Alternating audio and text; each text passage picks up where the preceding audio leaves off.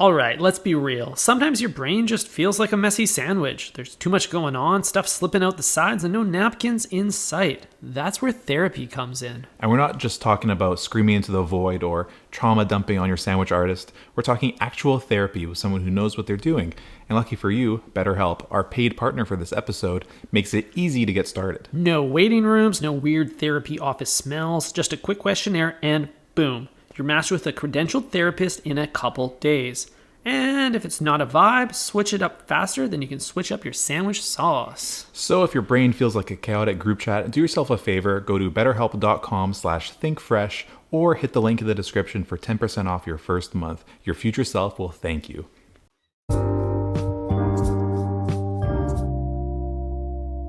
Breadheads.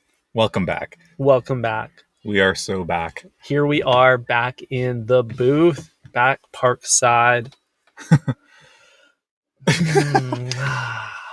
Sometimes I don't even know what to say in these intros, Ty, because we're doing the same thing every time. It's the same bit. We need to learn some new languages. You can say hello in how many languages, Eric?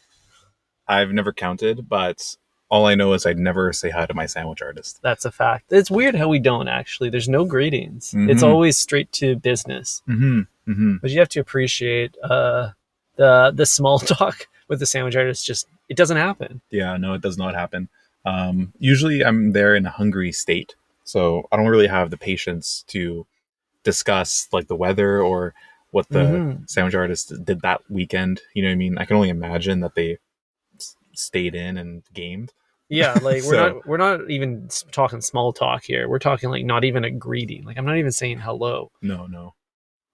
Absolutely not. I walk up, I just start pointing. That bread. Ty, let's be honest. You never say the bread. They always ask you what bread. That's true. I wait for them to prompt. It's really annoying because they're kind of like programmed to ask what bread, even when they don't give you an opportunity to say it. Because like I want to lead with the type of sandwich first, the length of the sandwich, and then I'll tell you what bread it's on. But by the time I tell them the length of the sandwich, they're asking me what bread. They're queued up already. Dude, this is the biggest problem with most restaurant chains is the like natural linguistic order that you would like articulate what you want is completely different than whatever's in their point of sale.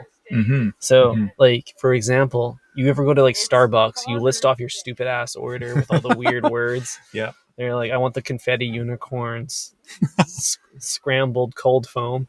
And then they look at you deadpan until you stop talking. And then they just say like, what size? Yeah. And you're like, oh, I'm going to have to repeat all of that now after I get the grande. Grande. And the issue, Ty, is if you say like certain descriptor words too early in that sentence, then they become lost in the shuffle. Exactly. You're going to have to repeat them. Like only a pro user would know to say half sweet at the very end. Yeah. Like today, Ty, I ordered the crisp black. Yeah. I got an iced cuatro cortadito. Hell yeah. And by the time I said quad cortadito, he forgot that I said iced. And then I got a hot one. Yeah, because he probably has to specify ice at the very end of the POS, whatever Shopify's in-store thing. That's the real issue. The terminal.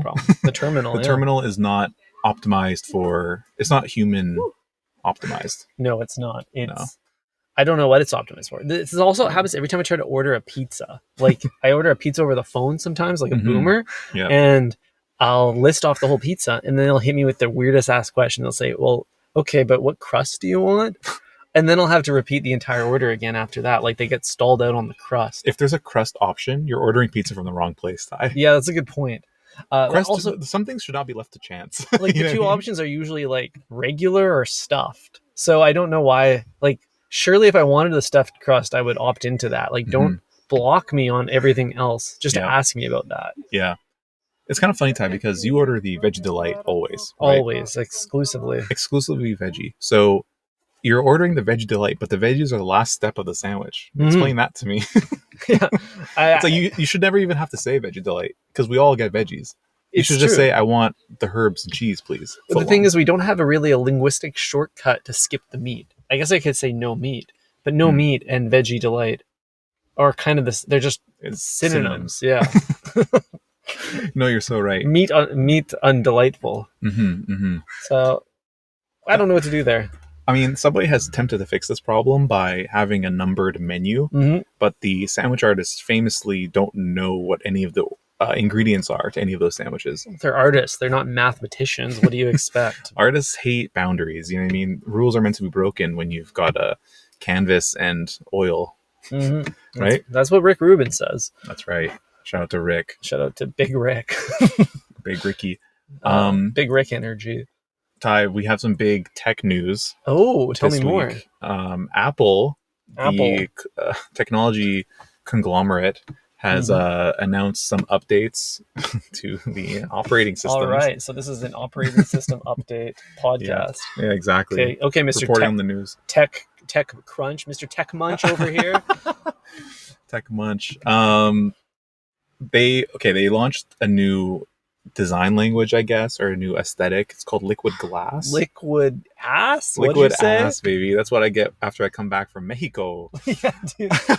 So Apple's licking ass. Okay. Apple's licking ass and taking names. Yeah. But yeah, they launched this new update, and I think it just looks terrible. Is that what the consensus is? Like, what are the good folks at Apple doing, Ty? Where they launch like transparent icons? Well, okay, you think it's terrible. It's called Liquid Glass. Nitrous gas. They off the nitrous over at Apple HQ. Okay. Describe to me, what is this? Like, is this a user interface design improvement or divergence? I think it's a downgrade. What is it? What is this thing? What does it look like? So remember how the Instagram icon, they went from the old-timey Polaroid camera to like a kind of neo-surrealist sunset icon? That was really well described, actually. I think you're the first person to say that, but you're absolutely bang on. That's dude, exactly I would love the to be icon. I would love to be a fly in the room for the Instagram like app icon redesign in the Meta boardroom. Yeah. But that's, you could call that a paradigm shift, I guess. We're now entering a new paradigm where Apple has decided to forego all accessibility consideration, right, and go for icons that are transparent and they kind of like blur the background, Windows Vista style. I don't know if you remember that stuff. Yeah, I remember that. Okay, so everything looks like it's made of glass and it's see-through. Exactly. So you're going to try to touch the iMessage icon and you're going to feel like your finger's going right through it, or you're smudging glass. I guess so. And then 2 seconds later, you'll realize you open Facebook instead because you can't tell the difference. Right. Because there's no color. It's just glass colored. Everything's glass colored, which is see-through. So good luck. Well, what's weird about this is like, you're already touching glass. Like the phone screen's made of glass. Right. So you're like touching something that looks like glass and feels like glass now. It actually kind of makes sense, you know? It's just more glassification. Yeah, we're glassifying. We're yassifying the glass. Yes, glass. Oh, wow. I hate that too. And I hate Apple. Because shorting Apple, sure. The real reason here, Ty, is like, it feels like everything that Apple is doing now, they've just kind of reached the ceiling, the glass ceiling, if you will. Yeah, the glass ceiling. Of design. And I think we're entering a post-design era where nothing new is going to be created ever again. And all we're going to do is reskin old shit. Yeah. So like, I think our jobs are at risk, but also like nothing new and innovative will come out, except with the exception of like, I don't know, like small improvements in AI. I think that's the only thing. I see what you mean. But there's not going to be an application that comes out that's going to change our world anymore. I think that's done. Well, I think it's this. I think what has happened is interface design. We're late stage interface design industry, right? Like, now it's like, okay, we have these apps, we have these screens, we kind of know how everything works. Everyone's using them all the time. You're flicking, you're swiping, you're scrubbing and scrolling in bed, and on the toilet, on the train, while driving. That's right. Toddlers are using their iPad before they can say "dada." Exactly. Happy Father's Day to all the fathers out there. Happy Father's Day. But yeah, like kids now are like, they're beginning their lives with tech. You know, so like there's no such thing as onboarding anymore. Totally. The new polyamorous relationship is mama, daddy, and Siri. It's like, Daddy, who's Siri? And why do you keep talking to her? Not mommy. Yeah. You're prioritizing Siri over mommy. Yeah. That's funny. So. Like, we're not taking you to like visit Nana on the weekends. You're just with Alexa as the nanny. Yeah, dude. Feel bad for anyone who's named Alexa. Yeah, in 2025. big bummer. I bet you that name has declined along with Karen. Yeah. So everything's been done. So we're in post interface design, kind of like how we're in like post chair design world, where like we know everyone understands a chair for years, for decades. We've been in a post chair design. So now it's just like these niche interpretations of what a chair should be that like define a chair in a way that is like absolutely ergonomically off-putting, but like visually striking. We've entered that era exactly, of or a chair reskin. That's what I'm saying. It's just going to be reskin now. Like the function exists. There's nothing more we can do. We can just keep theming it exactly forever. So what does that mean for designers? It means like unless you're really good at theming things, you probably don't have a job.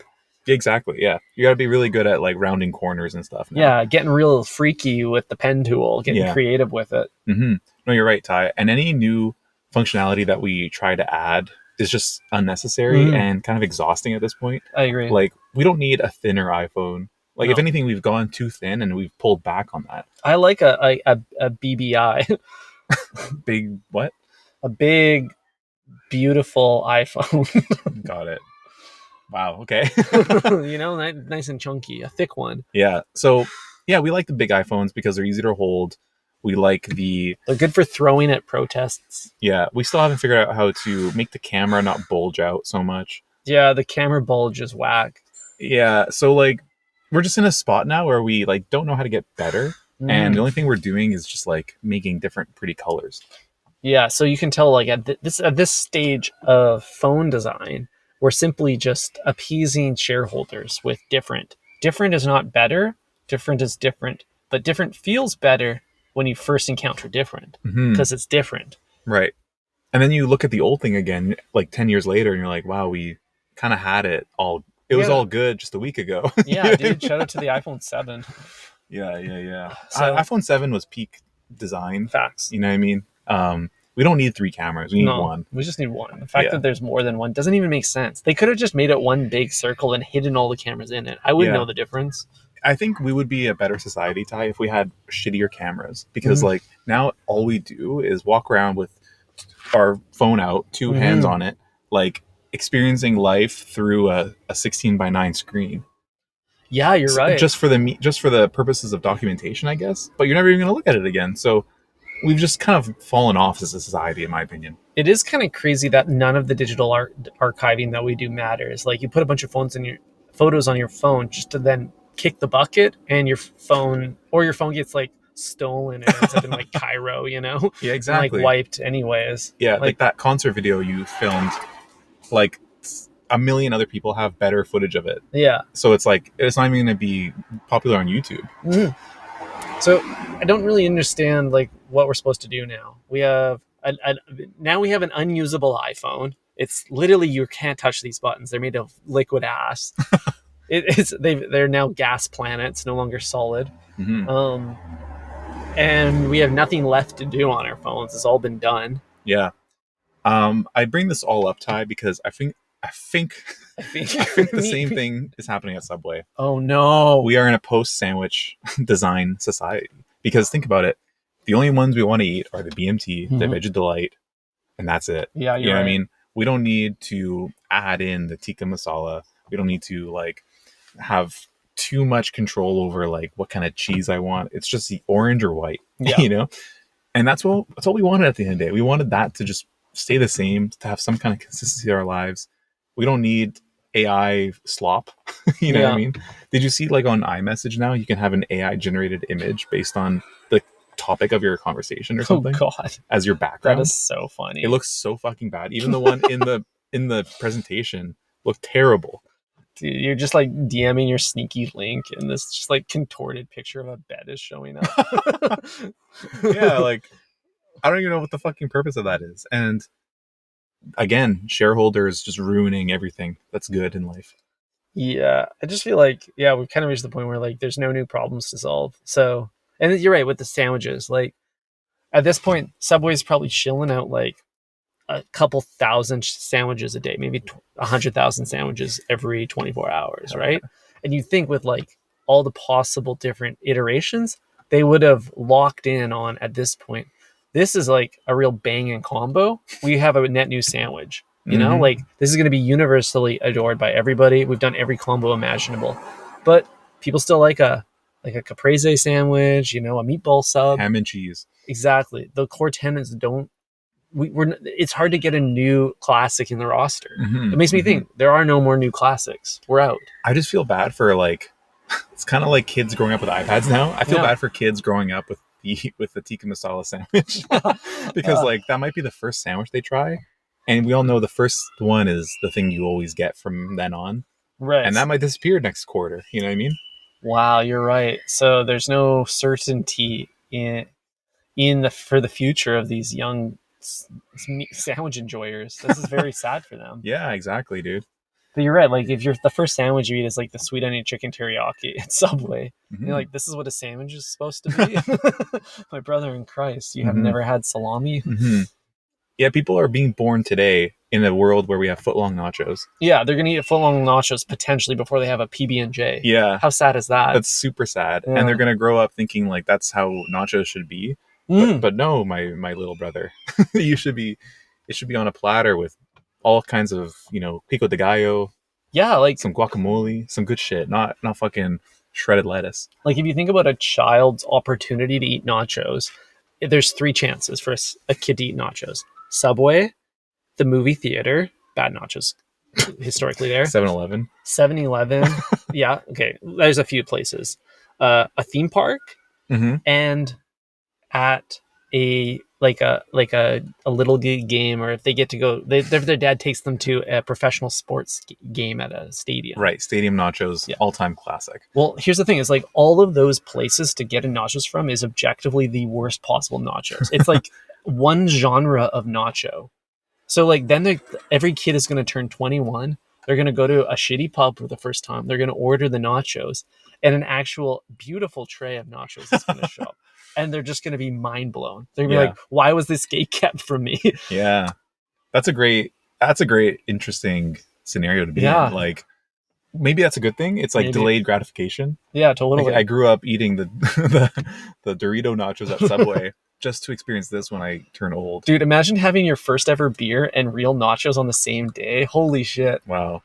I'd be geeked. I'd be so happy. Yeah, that's like them hitting the second tower. You know what I mean? It's like 2 in 1. It's no way. 2 in 1.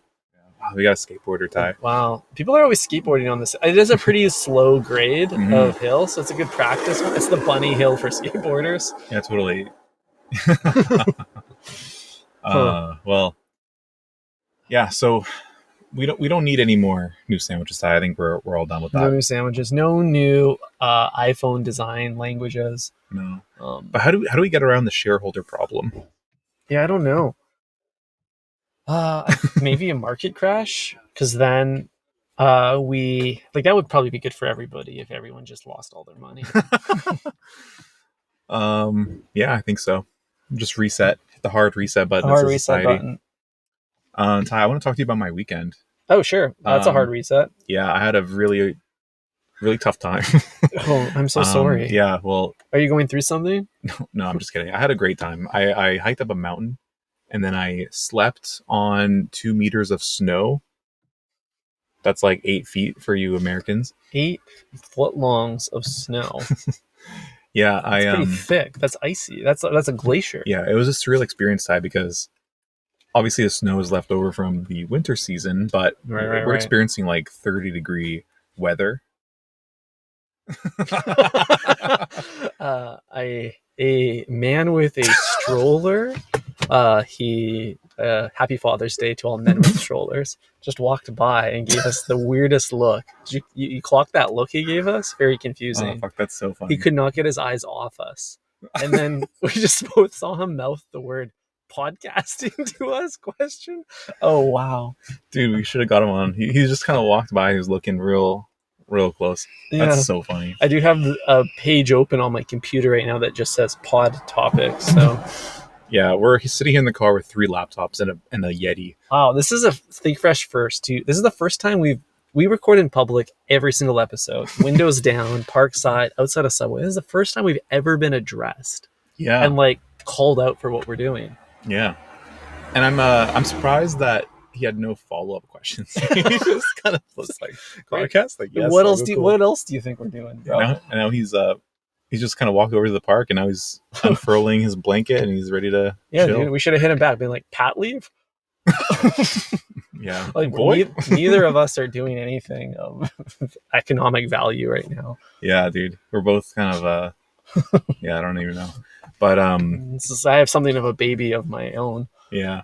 Wow, I don't even know what I was talking about. Yeah, I was camping. Oh, you were camping. Okay, so 8 footlongs of snow. Yep. You're on a glacier this weekend. In the middle of June, you wanted to subject yourself to a tundra environment. Yeah, it's like the first 30-degree weekend in Vancouver, and I spent it on a mountaintop getting frostbite. It was really fun though. I'll admit I had a great time. Cooked up some Japanese curry up on a mountain. Oh, dude, nothing like summit side curry. That's great. Yeah. I brought up a tiny little stove.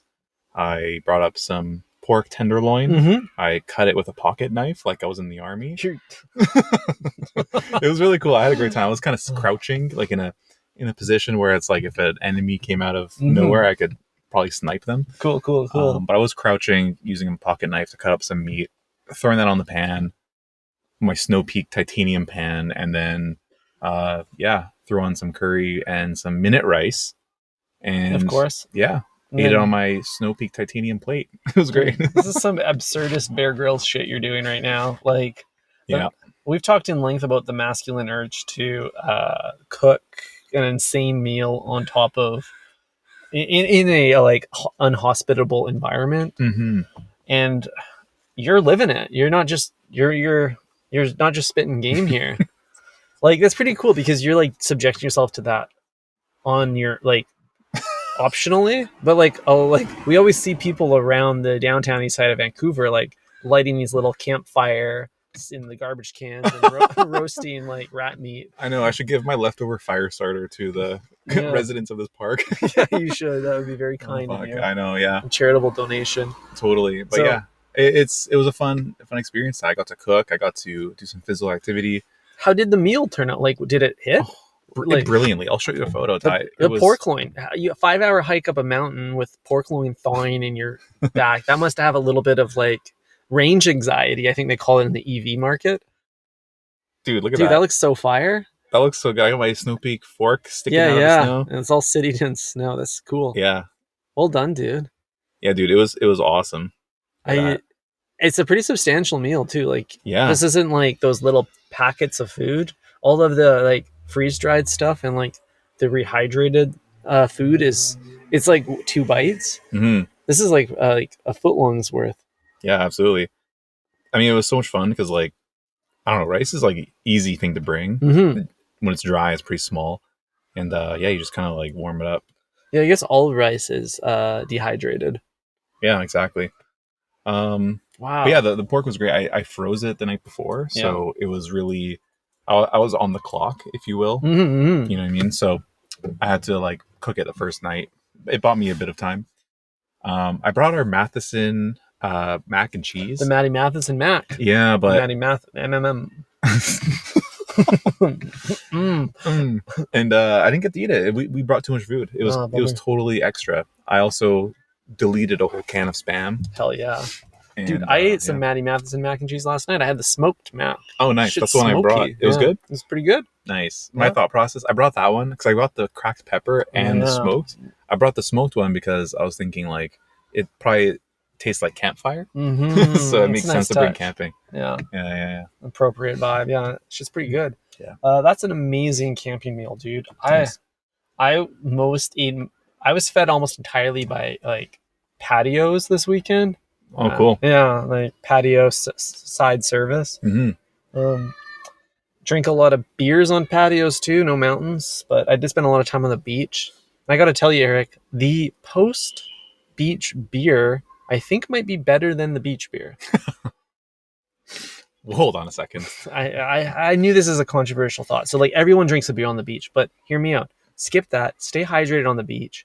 Then when you walk off the beach, you sit down on the patio and you have that first sip of a pint, it just hits so much better because you like worked for it. You like subjected yourself to sun, salt, heat, you know. No acid yet. No acid. Salt, fat, acid, heat, yeah. So, okay. I fundamentally disagree. I think the best possible place for a beer is on the beach. Like, it's second to none.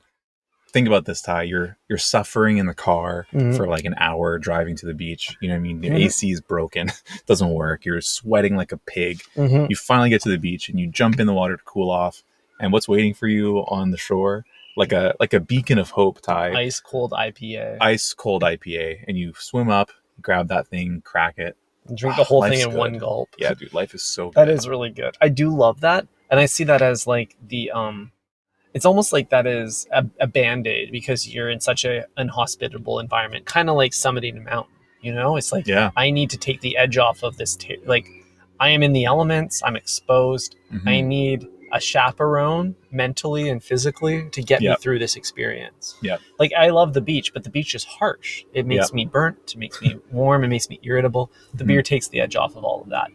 But if like you can be a strong soldier mentality and get through that experience, then when you're relaxed, when you're in the shade, you're cooled off, you got your linens back on, the trunks are off, you're dry, and then you have that first sip of the pint. It's like, damn, I really did that. I really earned this because I subjected really myself to the earth today. Yeah. And I survived. Yeah. You raise a great argument, Ty. I know. I think the only diplomatic solution here is to have both. Have one during and one after and see what hits minimum better. One, yeah, fair enough. But yeah, Ty, a few pods ago, we talked about camping with beer and like hiking with beer up to the summit. Yeah, incredibly difficult because it presents two challenges: weight and also keeping the beer cold, which both also adds difficult. Weight. Yeah. When I learned that there would be several footlongs of snow, I was like, it's time to bring the beer. So I brought two tall boys and immediately planted them in the snow when I got there. And within a few minutes, they were fucking ready to go. Ice cold. Had my mountaintop beer. Hell yeah. Cold snap right there. I was so cooked from hiking in the sun and whatever all day. That thing revived me, bro. Like, I guess to your point, I earned it. It's just so good. Yeah, that's the hiking equivalent of the post beach beer, I guess. Yeah. I mean, in Vancouver, we're getting slowly but surely the allowance to drink in public parks. Every season they like make one more public space alcohol tolerant. Yeah, and it's pretty awesome. Like, I don't know if Third Beach is, but that's probably not. Oh fuck, that's the only place where people. I mean, that's like kind of where you can do it and no one cares. I know, it's kind of like a gray area. Yeah, like there's people smoking meth there too. So totally, it's not really an issue. So, yeah, I think you can get away with it. I like to pack a cheeky thermos just in case. It's so annoying when the lifeguard has to like parent you a little bit, you know. But luckily, you can see pretty far away when you're on that beach. So if you see cops like walking your direction, you can finish whatever beer you have. Just chug it and bury it in the sand like an ostrich head. Yeah, exactly. Yeah, facts. I have to do that so many times. Same. So there's clearly a strategy. All right, guys. Well, thanks for listening. Is there anything else you want to say? Nothing. I can't wait until next episode. All right, we're at 30 almost. So okay, let's pack it up here and go have ourselves a beach beer. Yeah. Ciao.